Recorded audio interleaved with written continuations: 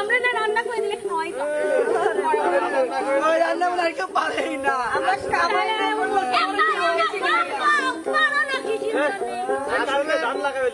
আমরা যে দয়া হইলে মায়া হইলে বিয়ে হই আমার সারা টাকার জীবন চলেই না।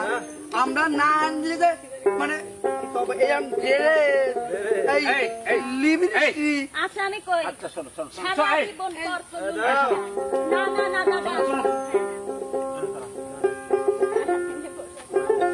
বইয়ের পক্ষে লিবি বুঝছি রাতিন গুলো চকচকা ময়না মা যত করে। তোমরা এতক্ষণ গান গাইছো তাই না?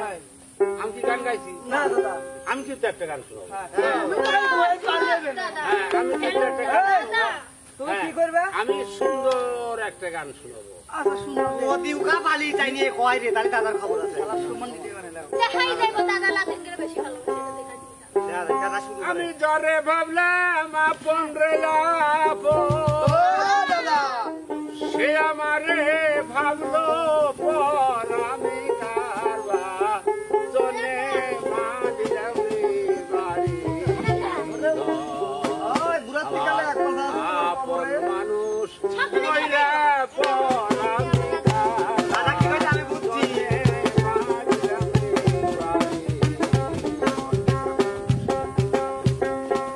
দাদা দেখো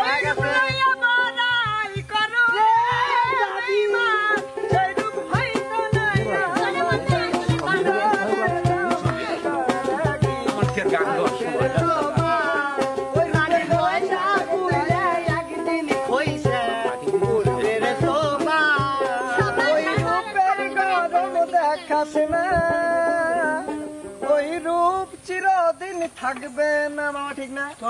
স্টপ প্রিয় দর্শক, প্রিয় দর্শক, যদি আমাদের শিল্পীদেরকে এভাবে ছেড়ে দেওয়া যায় তাহলে বোঝেন যে একা ধারছে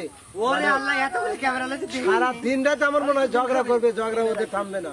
তো যাই হোক, আজকে কিন্তু আপনারা দেখলেন বাস্তব চিত্র, মানে এই যে শিল্পীরা শুধু খালি আনন্দ বিনোদনই করে না, পাশাপাশি কিন্তু এইরকম মানে খুনসুটিও কখনো লাগে যায়।